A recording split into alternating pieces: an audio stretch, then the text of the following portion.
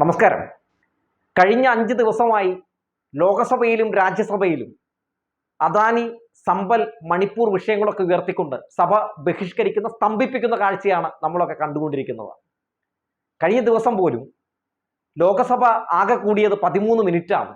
അപ്പോൾ ഈ വിഷയമൊക്കെ ആയിട്ട് ബന്ധപ്പെട്ട് പ്രതിപക്ഷം സഭ ബഹിഷ്കരിക്കുന്ന സാഹചര്യം വന്നപ്പോൾ ജോൺ ബ്രിട്ടാസ് എംപിയും കെ രാധാകൃഷ്ണനും എ റഹീമും ഒക്കെ ഇപ്പോൾ ഇന്ത്യ മുന്നണിയോട്, കോൺഗ്രസിനോട്, സമാജ്വാദി പാർട്ടിയോടൊക്കെ ചോദിക്കുന്ന ഒരു ചോദ്യമുണ്ട്.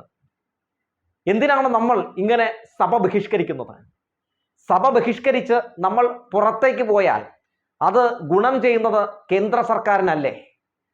അതായത് ഇത്തരം വിഷയങ്ങൾ നമ്മൾ സഭയിൽ ഉന്നയിച്ച ആ വിഷയത്തിൽ എന്താണോ കേന്ദ്ര സർക്കാരിന് പറയാനുള്ളത്, അവർ പറയുന്നത് കേട്ട് അതിനെതിരെ നമ്മൾ അതിശക്തമായ ശബ്ദമുയർത്തിക്കൊണ്ടല്ലേ പോരാടേണ്ടത്. അല്ലാതെ നമ്മൾ സഭ ബഹിഷ്കരിച്ച് പുറത്തേക്ക് പോയാൽ പല പ്രധാനപ്പെട്ട വിഷയങ്ങളിൽ നിന്നും കേന്ദ്ര സർക്കാരിന് ഒളിച്ചോടാനുള്ള ഒരു വലിയ മാർഗമായി അത് മാറും എന്ന് ജോൺ ബ്രിട്ടാസ് എം പി പറയുകയാണ്. അദ്ദേഹം ഇന്ത്യ മുന്നണിയുടെ യോഗം നടക്കുമ്പോൾ തീർച്ചയായും ഇക്കാര്യം അവിടെ ഉന്നയിക്കും എന്നുകൂടി പറഞ്ഞിരിക്കുന്നു. കെ രാധാകൃഷ്ണൻ ഈ കോൺഗ്രസിന്റെ എം പിമാരോട് ചോദിക്കുന്നു, വേറൊന്നുമല്ല, നമ്മൾ അദാനി വിഷയം, അതുപോലെ തന്നെ മണിപ്പൂർ വിഷയം, സമ്പൽ വിഷയം, ഇതൊക്കെ ചർച്ച ചെയ്യണം. ഇതൊക്കെ ചർച്ച ചെയ്യേണ്ട കാര്യം തന്നെയാണ്. പക്ഷേ എന്തുകൊണ്ട് ഇങ്ങനെ അതിശക്തമായ രീതിയിൽ പ്രതിഷേധിച്ചുകൊണ്ട് വയനാടിലെ ദുരന്ത ബാധിതർക്ക് വേണ്ടി നിങ്ങൾ ശബ്ദിച്ചില്ല, ശബ്ദമുയർത്തിയില്ല? ഇപ്പോഴും എന്തുകൊണ്ട് അതിന് കഴിയുന്നില്ല എന്ന് ചോദിക്കുകയാണ്. 400-ലധികം ആളുകൾക്ക് ജീവൻ നഷ്ടപ്പെട്ട രാഹുൽ ഗാന്ധിയുടെ മണ്ഡലമായിരുന്നു ഇപ്പോൾ പ്രിയങ്ക ഗാന്ധിയുടെ മണ്ഡലമായി. അത്തരത്തിൽ ഒരു മണ്ഡലത്തിലെ, നിങ്ങളുടെ തന്നെ ഒരു മണ്ഡലത്തിലെ ജനങ്ങൾക്ക് വേണ്ടി നിങ്ങൾക്ക് എന്തുകൊണ്ട് ശബ്ദമുയർത്താൻ കഴിയുന്നില്ല? ആ സംസ്ഥാനം ഇടതുപക്ഷ ജനാധിപത്യ മുന്നണി ഭരിക്കുന്നത് കൊണ്ടാണോ, ഒരു കമ്മ്യൂണിസ്റ്റ് പാർട്ടി ഭരിക്കുന്നത് കൊണ്ടാണോ എന്ന് ചോദിക്കുകയാണ്. എത്രയോ തവണ ഞങ്ങൾ നിങ്ങളോട് കേണപേക്ഷിച്ചു, ഈ വിഷയം ഒന്ന് അതിശക്തമായി ഇവിടെ ഉന്നയിക്കൂ എന്ന്. എന്നിട്ട് എന്തുകൊണ്ട് നിങ്ങൾ ആ ശബ്ദം കേൾക്കുന്നില്ല എന്ന് കെ രാധാകൃഷ്ണൻ ചോദിക്കുകയാണ്. ഇന്ത്യ മുന്നണിയുടെ യോഗം നടക്കുമ്പോൾ കെ രാധാകൃഷ്ണനും ഈ ചോദ്യങ്ങൾ അവിടെയും ഉന്നയിക്കാൻ പോവുകയാണ് എന്നാണ് അറിയാൻ സാധിക്കുന്നത്. ഈ വിഷയവുമായി ബന്ധപ്പെട്ട് വയനാട് ദുരന്ത ബാധിതരോട് കേന്ദ്രം കാണിക്കുന്ന അവഗണനയ്ക്കെതിരെ നമ്മുടെ മുഖ്യമന്ത്രി പിണറായി വിജയൻ എത്രയോ തവണയാണ് പ്രധാനമന്ത്രി നരേന്ദ്രമോദിക്ക് കത്തയച്ചത്. എത്രയോ തവണയാണ് ഈ വിഷയവുമായി ബന്ധപ്പെട്ട് ധനസഹായം, കേന്ദ്ര സഹായം അനുവദിക്കണമെന്നാവശ്യപ്പെട്ടുകൊണ്ട് അവിടെ പ്രധാനമന്ത്രിയെ സന്ദർശിച്ചത്. പക്ഷേ കേന്ദ്രം തികഞ്ഞ അവഗണന തന്നെയാണ് കാട്ടിയത്.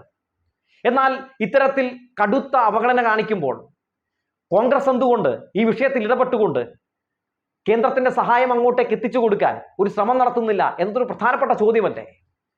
ഈ ഇടക്കാലത്ത് കേന്ദ്രം കേരളത്തിനോട് കാണിച്ച അവഗണനയ്ക്കെതിരെ ഏത് വിഷയത്തിലാണ് ഇവിടുന്ന് ജയിച്ചു പോയ കോൺഗ്രസിന്റെ എം പിമാർ അതിശക്തമായി ഇടപെട്ട് നമ്മൾ കണ്ടത്? കഴിഞ്ഞ ടേമിൽ, അതായത് കഴിഞ്ഞ ലോക്സഭാ തെരഞ്ഞെടുപ്പിൽ ഇതുപോലെ ഇവിടുന്ന് ജയിച്ചു പോയ UDF എം പിമാർ ഒരാൾ പോലും കേരളത്തിന് അനുകൂലമായ നിലപാട് ഒരു ഘട്ടത്തിലും സ്വീകരിച്ച് നമ്മൾ കണ്ടതേയില്ല.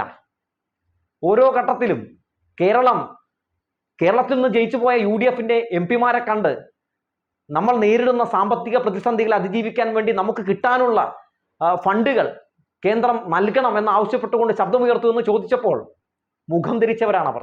സംസ്ഥാനത്തോട് കാണിക്കുന്ന കേന്ദ്ര അവഗണനയ്ക്കെതിരെ ജന്തർ മന്ദിറിൽ മുഖ്യമന്ത്രി പിണറായി വിജയൻ ഒരു സമരം നടത്താൻ പോയപ്പോൾ ആദ്യം പോയി കണ്ടത് പ്രതിപക്ഷ നേതാവ് VD സതീശനെയാണ്. VD സതീശൻ ഞാൻ ഓക്കെ ആണെന്ന് പറഞ്ഞില്ല കേട്ടോ. KM സുധാകരനും പറഞ്ഞില്ല ഞങ്ങൾ കൂടാമെന്ന്.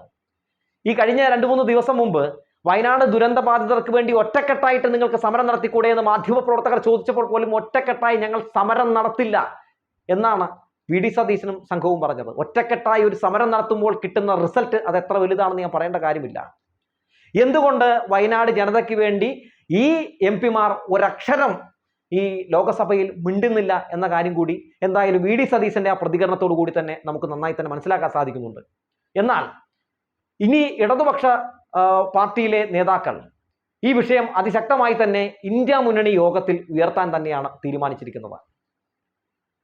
ഇപ്പോൾ ഇന്ന് സഭ കൂടിയിട്ടുണ്ട് കേട്ടോ. അതായത് ലോകസഭയും അതുപോലെ തന്നെ രാജ്യസഭയും കൂടിയിട്ടുണ്ട്. എങ്ങനെ കൂടി? അതായത് ഇടതുപക്ഷ പാർട്ടികൾ ഇനിയും ഇങ്ങനെ സഭ സ്തംഭിച്ചുകൊണ്ട് മുന്നോട്ട് പോകാൻ കഴിയില്ല. ഇങ്ങനെ സ്തംഭിപ്പിച്ചുകൊണ്ട് മുന്നോട്ട് പോയിട്ടുണ്ടെങ്കിൽ അത് വലിയ അപകടകരമായി മാറും, അത് നമുക്ക് തന്നെ ദോഷമായി മാറും എന്ന് പറഞ്ഞ് അവരെ കാര്യങ്ങൾ പറഞ്ഞ് മനസ്സിലാക്കിയപ്പോൾ, പണി പാളിയെന്ന് മനസ്സിലായപ്പോൾ ഇന്ന് വന്നിട്ടുണ്ട്. ഇന്നിട്ട് വന്നിട്ട് എന്താണ് കാണുന്നത്? അതായത് അഖിലേഷ് യാദവ് സമ്പൽ വിഷയം ഉന്നയിക്കട്ടെ, നല്ല കാര്യമാണ്, അങ്ങനെ തന്നെ വേണം. സഭയിൽ നിന്ന് അവരുടെ മുഖത്ത് നോക്കി വേണം ഇത്തരം കാര്യങ്ങൾ ഉന്നയിച്ചുകൊണ്ട് പ്രതിഷേധിക്കാൻ. അത് ചെയ്യുകയാണ്. ഇടതുപക്ഷമാണ് ശരിയെന്ന സഭയിലുള്ള ആളുകൾ ഇപ്പോൾ ശരിവെക്കുകയാണ്. ഇത്തരത്തിൽ ഓരോ വിഷയത്തിലും ഇവരുടെ മുഖത്തോട് മുഖം നോക്കി സംസാരിച്ച് സംവദിച്ച് പ്രതിഷേധിക്കാൻ തുടങ്ങിയിട്ടുണ്ടെങ്കിൽ എല്ലാം നടപ്പിലാക്കാൻ കഴിയും, എല്ലാ കാര്യങ്ങളിലും നമുക്ക് എല്ലാം നടപ്പിലാക്കി എടുക്കാൻ കഴിയും എന്ന് വളരെ വ്യക്തമായി തന്നെ ഇടതുപക്ഷം പറഞ്ഞു വെക്കുകയാണ്. എന്നാൽ പ്രിയങ്ക ഗാന്ധി ഇവിടെ നിന്ന് ജയിച്ചു പോയപ്പോൾ എന്താണ് പറഞ്ഞത്? ഞാൻ ആദ്യമായി സംസാരിക്കാൻ പോകുന്നത് വയനാട് ദുരന്ത ബാധിതർക്ക് വേണ്ടിയായിരിക്കുമെന്ന് പറഞ്ഞു. എന്നിട്ട് എന്താണ് സംഭവിച്ചത്?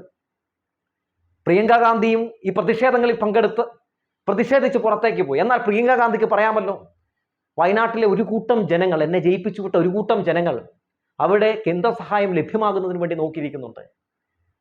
ഉപജീവന മാർഗം നഷ്ടപ്പെട്ട, ഉറ്റവരും ഉടയവരും നഷ്ടപ്പെട്ട നിരവധി മുഖങ്ങൾ ഞാൻ വയനാട്ടിൽ വോട്ടഭ്യർത്ഥിച്ചു പോയപ്പോൾ കണ്ടതാണ്. അവർക്ക് വേണ്ടി എനിക്ക് ചെയ്യാൻ കഴിയുന്ന ഏറ്റവും പ്രധാനപ്പെട്ട കാര്യം ഇവിടെ ആ വിഷയം അതിശക്തമായിട്ട് ഉയർത്തുക എന്നുള്ളതാണ് എന്ന് പറഞ്ഞോ? ഇല്ലല്ലോ. എല്ലാവരും പ്രതിഷേധിച്ചു പോയി, അതിൻ്റെ പുറകെ കോലും പിടിച്ചുകൊണ്ട് പോയി. കുറെ ഫോട്ടോഷൂട്ട് നടത്തുന്നുണ്ട് കേട്ടോ, അതിൽ യാതൊരു കുറവുമില്ല. അതിനപ്പുറത്തേക്ക് ഈ വിഷയം അഡ്രസ്സ് ചെയ്യേണ്ടതുപോലെ അഡ്രസ്സ് ചെയ്യാൻ പ്രിയങ്ക ഗാന്ധിക്കും കഴിയുന്നില്ല എന്നത് ഏറെ സങ്കടപ്പെടുത്തുന്ന ഒരു കാര്യമാണ്. രാഹുൽ ഗാന്ധി എന്തൊക്കെയാണോ ചെയ്തിരുന്നത് അത് തന്നെ പ്രിയങ്ക ഗാന്ധിയും വയനാടിനോട് കാണിക്കുന്നു. ഈ വിഷയവുമായി ബന്ധപ്പെട്ട് സഭ തീരുന്നതിന് മുമ്പ് തന്നെ എന്തായാലും അവിടെ ഉന്നയിക്കണം, ആ വിഷയം ഉന്നയിക്കണം, ആ വിഷയത്തിൽ ഒരു തീർപ്പുണ്ടാകുന്നതുവരെ പ്രതിഷേധം ഉയർന്നു കേൾക്കണം എന്ന് ആഗ്രഹിക്കുന്ന കേരളത്തിലെ ജനങ്ങൾക്കൊപ്പം തന്നെ കെ രാധാകൃഷ്ണൻ നിൽക്കുന്നു. ഇവിടുന്ന് ജയിച്ചു പോയ UDF MP-മാരും സുരേഷ് ഗോപിമാരായി മാറുമ്പോൾ നിങ്ങൾ സുരേഷ് ഗോപിമാരായല്ല മാറേണ്ടത്, കെ രാധാകൃഷ്ണനായി മാറാൻ നിങ്ങൾക്ക് കഴിയണം, ജോൺ ബ്രിട്ടാസായി മാറാൻ നിങ്ങൾക്ക് കഴിയണം, A റഹീമാവാൻ നിങ്ങൾക്ക് കഴിയണം. ഇടതുപക്ഷത്തിന്റെ MP-മാരെയൊക്കെ കണ്ടുപഠിക്കണം നിങ്ങളെന്ന് പറഞ്ഞു വെക്കുകയാണ്.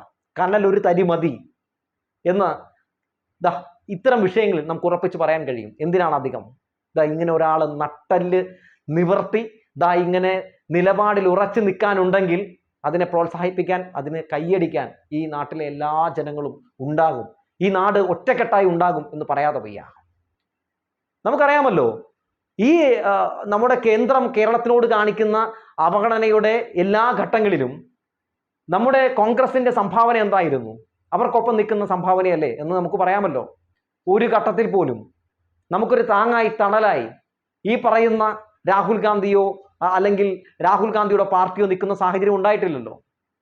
ആരെയാണ് ഇവർ തകർക്കാൻ ശ്രമം നടത്തുന്നത്? ഇപ്പൊ തന്നെ പല വിമർശനങ്ങൾ ഉയർന്നു വരികയാണ്. ഇന്ത്യ മുന്നണി ഇടതുപക്ഷ പാർട്ടികൾക്ക് വേണ്ടത്ര പരിഗണന നൽകുന്നില്ല. സീറ്റ് വിഭജനത്തിൽ പോലും എന്താണ് സംഭവിക്കുന്നത്? അതായത് ഇടതു പാർട്ടികളെ മാറ്റി നിർത്തുന്ന സാഹചര്യം ഉണ്ടാകുന്നു എന്ന രീതിയിലുള്ള വിമർശനങ്ങൾക്ക് ഉയരുകയാണ്. ഇതൊക്കെ ഇന്ത്യ മുന്നണിയുടെ യോഗത്തിൽ ഉയർത്താൻ പോവുകയാണ്. ഇക്കഴിഞ്ഞ നിയമസഭാ ഇലക്ഷനുകളിലൊക്കെ എന്താണ് സംഭവിച്ചത്? കോൺഗ്രസ് സഖ്യകക്ഷികൾക്ക് വേണ്ടത്ര പരിഗണന കൊടുക്കാത്ത സാഹചര്യം. സഖ്യകക്ഷികൾക്ക് പരിഗണന കൊടുക്കാത്തത് മൂലം എന്താണ് ഹരിയാനയിലും മഹാരാഷ്ട്രയിലും സംഭവിച്ചത്? അവിടെയൊക്കെ ഇന്ത്യ മുന്നണിക്കകത്തുള്ള മുന്നണികളെ പരിഗണിച്ചിരുന്നുവെങ്കിൽ റിസൾട്ട് ഒരു പക്ഷേ അനുകൂലമായി മാറുമായിരുന്നു.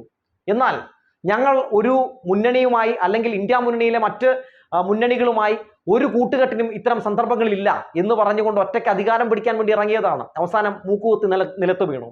അവസാനം സംഘപരിവാർ കോട്ടയ്ക്കുള്ളിൽ ഈ സംസ്ഥാനങ്ങളുടെയൊക്കെ താക്കോൽ കൊണ്ടുപോയി അങ്ങ് ഏൽപ്പിച്ചു കൊടുത്തു. അപ്പോൾ അത്തരത്തിലുള്ള നീക്കങ്ങളിൽ നിന്നൊക്കെ കോൺഗ്രസ് പിന്മാറണം. കോൺഗ്രസിന്റെ അത്തരത്തിലുള്ള ഇടപെടലുകൾ, അത്തരത്തിലുള്ള പല രീതിയിലുള്ള നിലപാടുകളൊക്കെ മാറ്റണം എന്ന് ഇടതു പാർട്ടികളൊക്കെ അതിശക്തമായിട്ട് പറയുകയാണ്. അത് കോൺഗ്രസ് കേട്ടേ മതിയാകൂ. അല്ലെങ്കിലും കോൺഗ്രസ് ഏത് ഘട്ടത്തിലാണ് സംഘപരിവാറിനോട് അതിശക്തമായിട്ടുള്ള ഒരു ഫൈറ്റ് നടത്തിയിട്ടുള്ളത്? ഈ കഴിഞ്ഞ ലോക്സഭാ തെരഞ്ഞെടുപ്പിൽ പോലും നമുക്കറിയാമല്ലോ, ദേശീയ നേതാക്കളായിട്ടുള്ള KC വേണുഗോപാലും രാഹുൽ ഗാന്ധിയും എവിടെയാണ് മത്സരിച്ചത്? കമ്മ്യൂണിസ്റ്റ് പാർട്ടി ഭരിക്കുന്ന കേരളത്തിൽ. അതെവിടെയാണ്? ആലപ്പുഴയിൽ KC വേണുഗോപാൽ തോൽപ്പിക്കാൻ വേണ്ടി ചെന്നിറങ്ങിയത് LDF-ന്റെ സ്ഥാനാർത്ഥിയായിട്ടുള്ള M ആരിഫിനെ ആയിരുന്നു. അങ്ങനെ അദ്ദേഹം അവിടെ സിറ്റിംഗ് MP കൂടിയായിരുന്നു. അദ്ദേഹത്തെ തോൽപ്പിക്കാൻ വേണ്ടി അവിടെ വന്ന് അദ്ദേഹം മത്സരിച്ചു. KC വേണുഗോപാൽ ജയിച്ചപ്പോൾ രാജ്യസഭയിൽ ഒരു സീറ്റ് അവിടെ BJP-ക്ക് കിട്ടി. കാരണം അദ്ദേഹം രാജ്യസഭാ അംഗമായിരുന്നല്ലോ. അതുപോലെ തന്നെ രാഹുൽ ഗാന്ധി മത്സരിക്കാൻ ഇറങ്ങിയത് എവിടെയാണ്? വയനാട്ടിലാണ്. ആരാണ് അദ്ദേഹത്തിന് എതിർ സ്ഥാനാർത്ഥിയായിട്ടുണ്ടായിരുന്നത്? ആനി രാജയായിരുന്നു. അങ്ങനെ ഇന്ത്യ മുന്നണിക്കകത്ത് തന്നെയുള്ള സംഘപരിവാറിനെതിരെ എന്നും പോരാടിക്കൊണ്ടിരിക്കുന്ന ഒരു പാർട്ടിയുടെ നേതാവിനെ തോൽപ്പിക്കാൻ വേണ്ടി രാഹുൽ ഗാന്ധി അവിടെ വന്ന് നിൽക്കുന്നു. രാഹുൽ ഗാന്ധി ജയിക്കുന്ന സാഹചര്യം ഉണ്ടായി. അവിടെ 4% മാത്രമാണ് BJP-ക്ക് വോട്ടുള്ളൂ. അപ്പോൾ പിന്നെ എങ്ങനെയാണ് നമുക്ക് പറയാൻ കഴിയുക ഇവർ 24 മണിക്കൂറും സംഘപരിവാരങ്ങളോട് പോരാടിക്കൊണ്ടിരിക്കുന്ന ആളുകളാണെന്ന്? പിന്നീട് എവിടെയാണ് രാഹുൽ ഗാന്ധി മത്സരിച്ചത്? അമേഠിയിലാണോ? അല്ല, റായ്ബറേലിയിലാണ്. അവിടെ ഇവരുടെ ഈറ്റില്ലമാണ്. അവിടെ നിന്ന് മത്സരിക്കുന്ന സാഹചര്യം ഉണ്ടായി, അവിടെ നിന്ന് ജയിക്കുന്ന സാഹചര്യം ഉണ്ടായി. ഇപ്പൊ പ്രിയങ്ക ഗാന്ധി ഉപതെരഞ്ഞെടുപ്പിൽ മത്സരിക്കാൻ വന്നു, അതും കേരളത്തിലാണ്. അപ്പോ സംഘപരിവാരങ്ങൾക്കൊപ്പം ഈ പറയുന്നത് പോലെ അനുകൂലമായിട്ടുള്ള നിലപാട് പലപ്പോഴും ഇവർ സ്വീകരിക്കുന്നുണ്ടോ? അപ്പൊ സംഘപരിവാരങ്ങളോട് വലിയ രീതിയിൽ തന്നെ അവർ പോരാടാൻ മത്സരിക്കാൻ ഇറങ്ങാതെ സേഫ് ആയിട്ടുള്ള മണ്ഡലങ്ങളിൽ മത്സരിച്ചുകൊണ്ട് ജയിച്ചു കഴിയുമ്പോൾ ഞങ്ങൾ സംഘപരിവാരങ്ങൾക്കെതിരാണ്, അവരോട് പോരാടിയാണ് ജയിച്ചത് എന്ന് പറയുന്നതിലൊന്നും കാര്യമില്ല. എന്നാൽ മറിച്ചൊന്ന് ചിന്തിച്ചു നോക്കൂ.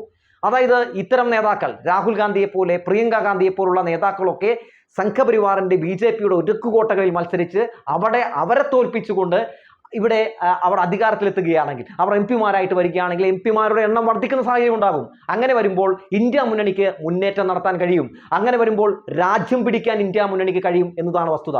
അല്ലാതെ ഇന്ത്യ മുന്നണിക്ക് അകത്തുള്ള മുന്നണികളെയൊക്കെ തോൽപ്പിച്ചുകൊണ്ട് നിങ്ങൾ രാജ്യത്തിന്റെ ഭരണം നേടിയെടുക്കാൻ കഴിയുമെന്നാണ് കരുതിയിരിക്കുന്നതെങ്കിൽ അതൊരു തെറ്റായ ധാരണയാണെന്ന് പിന്നീട് നിങ്ങൾക്ക് മനസ്സിലാകുമെന്ന കാര്യത്തിൽ യാതൊരു തർക്കവുമില്ല എന്ന് ഉറപ്പിച്ചു പറയുന്നു. കോൺഗ്രസിനോട് ഒരു കാര്യം മാത്രമേ പറയാനുള്ളൂ. കോൺഗ്രസെ, നിങ്ങൾ രാജ്യത്ത് തകർന്നടിഞ്ഞു കിടക്കുകയാണെന്ന വസ്തുത ഇനിയെങ്കിലും മനസ്സിലാക്കുക. നിങ്ങളുടെ പ്രതാപ കാലഘട്ടം നിങ്ങളായി തന്നെ ഇല്ലാതാക്കിയിരിക്കുന്നു. അതുകൊണ്ട് മുന്നണികളെ ചേർത്ത് പിടിച്ചുകൊണ്ട് മാത്രമേ മുന്നേറ്റം നടത്താൻ കഴിയുകയുള്ളൂ എന്ന വസ്തുത തിരിച്ചറിഞ്ഞില്ലെങ്കിൽ നിങ്ങൾ ഇനി പോയി പതിക്കാൻ പോകുന്നത് വലിയ പടുകുഴിയിലായിരിക്കും എന്ന കാര്യം കൂടി ഓർമ്മപ്പെടുത്തിക്കൊണ്ട് നിർത്തട്ടെ.